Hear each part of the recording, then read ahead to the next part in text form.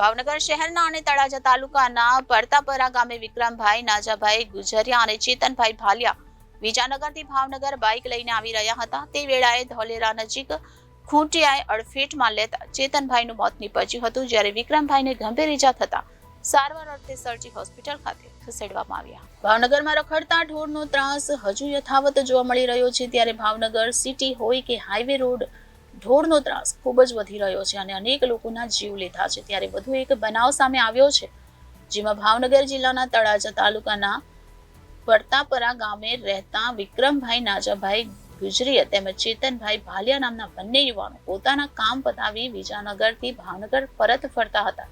તે દરમિયાન ધોલેરા નજીક પહોંચતા ધોલેરા પાસે અચાનક રોડ પર ખૂંટીઓ આડો આવતા બંને બાઇક સવાર ફંગોળાઈ ગયા હતા, જ્યારે ઈજાગ્રસ્ત બંને યુવાનને સારવાર અર્થે ભાવનગર સરજી હોસ્પિટલ ખાતે ખસેડવામાં આવ્યા છે, જ્યાં ચેતનભાઈ નામના યુવાનનું ટૂંકી સારવાર દરમિયાન મોત થતા પરિવારમાં શોકનું મોજું ફરી વળ્યું હતું, જ્યાં પોલીસ દ્વારા યુવાનની લાશને પીએમ અર્થે મોકલી આગળની કાર્યવાહી હાથ ધરવામાં આવી છે. Reporter Firoz Malik, Janadesh news, Bhavnagar.